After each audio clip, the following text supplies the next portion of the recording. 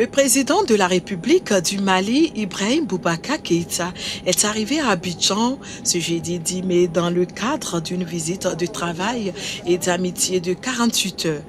Il a été accueilli par son homologue ivoirien Alassane Ouattara, forte délégation malienne et nationaux pour être témoin de cette visite.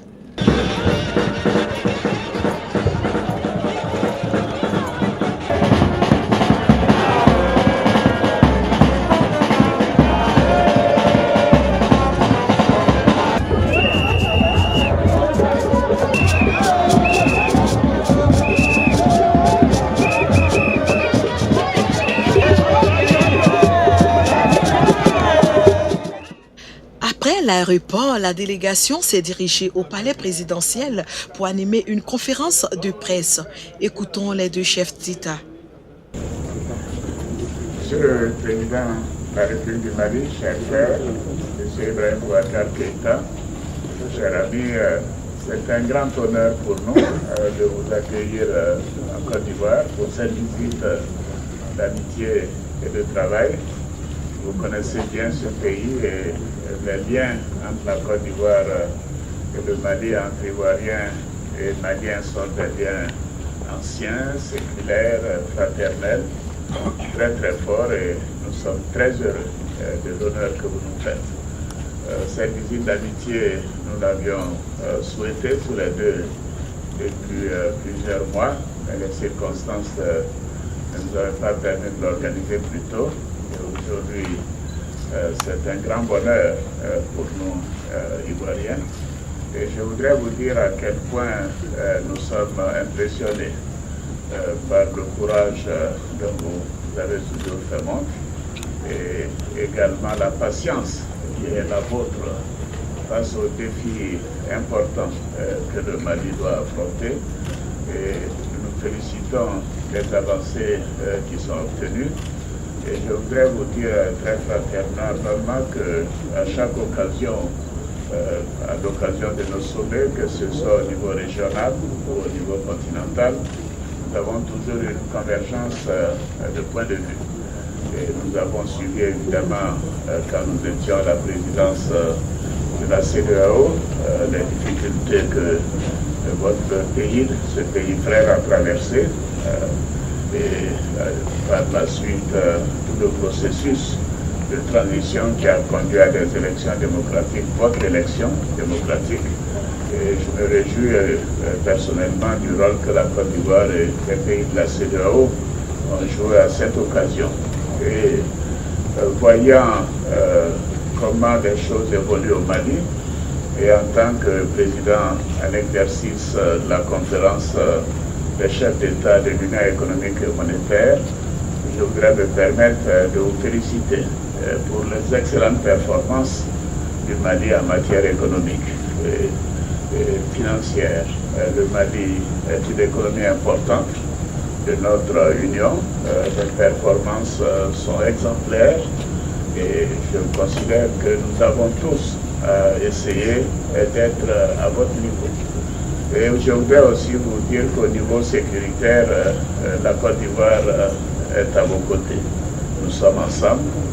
Nous sommes maintenant au Conseil de sécurité des Nations Unies pour 2018 et 2019.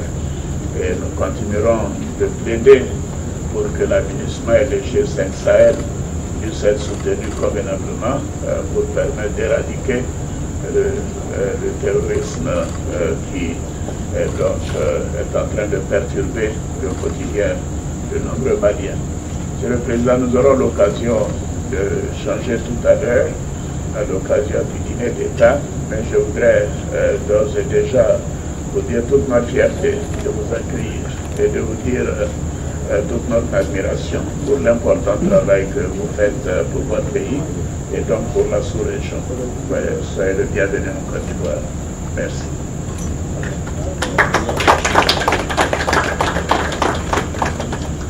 Monsieur le Président, vous voyez mon émotion. Vous avez pas vu la main amicale qui s'est tendue. Ce jour ici aujourd'hui, à votre invitation, nous est un honneur absolu. Monsieur le Président, la relation entre deux pays plonge dans l'histoire, dans la géographie, l'anthropologie, comme aimait à le répéter le président Fouboigny. Et dès d'abord, on fut proche, réunis au sein de l'Assemblement de la vie africaine, ce grand mouvement libérateur de tout un continent, et c'est parti d'ici, dirigé de même, amical de même, patiente par le président Félix Houphouët-Boigny. Monsieur le Président, au jour d'aujourd'hui, nous nous réjouissons de ce que nous voyons faire au sein de la CEDEAO et de l'UEMOA. Et pour le programme Bonheur du Mali, vous étiez à la manœuvre, Monsieur le Président, à la présidence de la CEDEAO, quand le malheur faillit s'abattre sur le Mali. Failli, c'est même abattu sur le Mali. Quand le Mali a failli se perdre et être perdu. Monsieur le Président, il s'en est fallu de très peu que nous fissions la survie. Définitivement. Ce jour-là, quand vous avez alerté qui de droit, quand vous avez mobilisé la communauté internationale au chevet du Mali, vous avez sauvé le Mali. On l'oublie souvent aisément. La CEDEAO fut au début, sous votre présidence, pour que le Mali soit un gros pays. Et c'est à cela que nous devons être ici aujourd'hui. Ne pouvons pas venir à Abidjan, me tenir à vos côtés, sans vous dire combien nous sommes reconnaissants de cela. Et de tout le reste. Si nous sommes aujourd'hui cités, un exemple, notre sous-région, en matière d'intégration économique sous-régionale, c'est bien, vous avez, grâce à vos avis éclairés, patients, qui ont toujours réussi à nous réunir, à nous mettre d'accord quand il l'a fallu, sur les différents sujets qui ont conduit depuis le départ à l'état où se trouve aujourd'hui notre organisation, la CEDEAO, et surtout notre belle UEMOA. Monsieur le Président, je crois que nous avons un devoir, nous avons mission, et de faire en sorte que notre coopération économique soit à hauteur souhaitée, conforme à l'histoire et au passé de notre pays. Vous le souhaitez, nous le souhaitons ardemment aussi, et nous sommes ici pour que nos échanges nous y conduisent. Et ce sera le cas, Inch'Allah. Ensuite, Monsieur le Président, cet accueil unique, cet accueil où nous avons senti toute la chaleur, toute la ferveur, toute l'amitié, toute la fraternité de la Côte d'Ivoire à travers vous, et cette immense foule qui est venue à notre accueil. Tous ces chefs traditionnels ivoiriens, dans leurs beaux atours, qui sont venus également nous dire leur joie de nous accueillir dans ce pays. Voilà. Nous vous disons simplement, Monsieur le Président, merci. Et ce soir, nous aurons également encore des choses à nous dire, mais dans le public africain, de reconnaissance, d'amitié et de fraternité avérée. Merci, Monsieur le Président.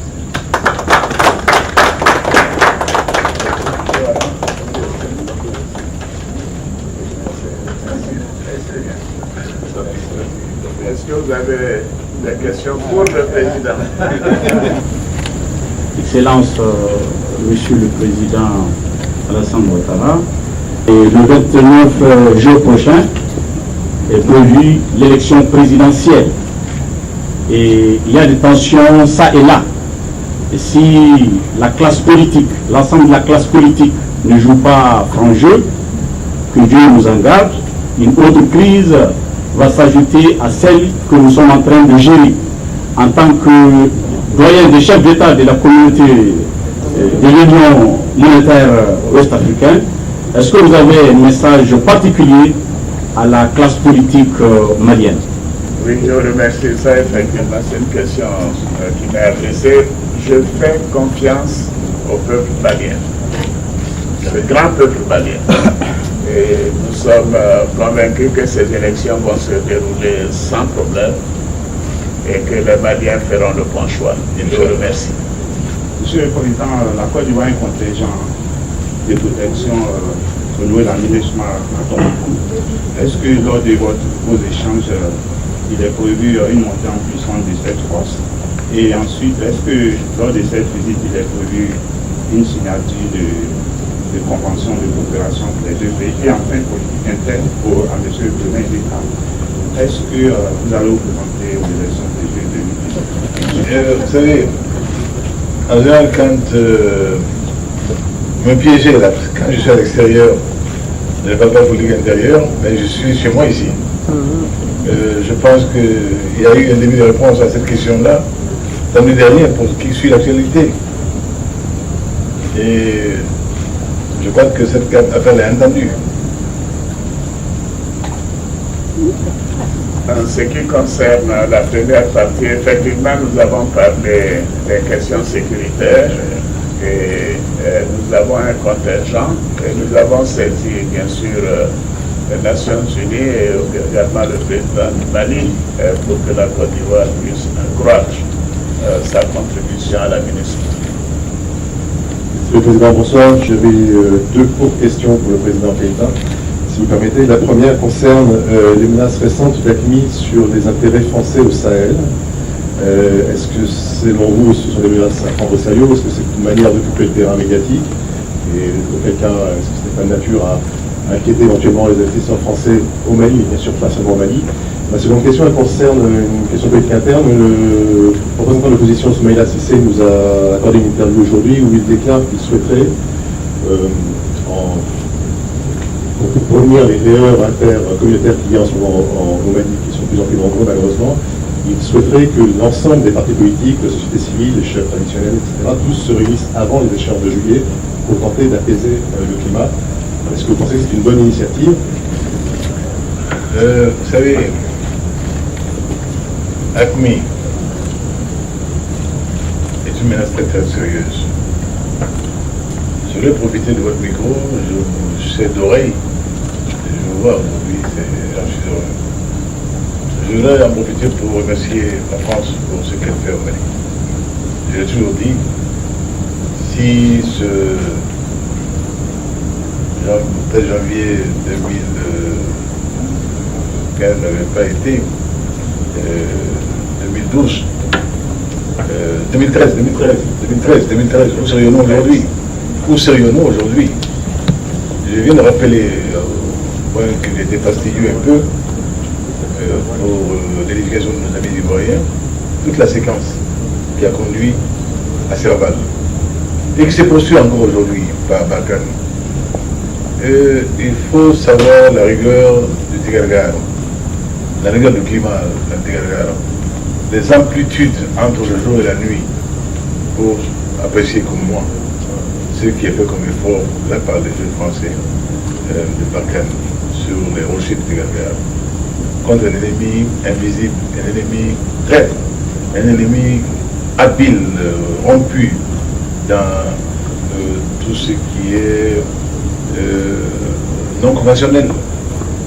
C'est là que les troupes qui combattent le terrorisme comprennent singulièrement Barkhane, la remercier vivement et ne jamais prendre à la légère AQMI et redire notre détermination la plus farouche à combattre AQMI et tous les groupes terroristes.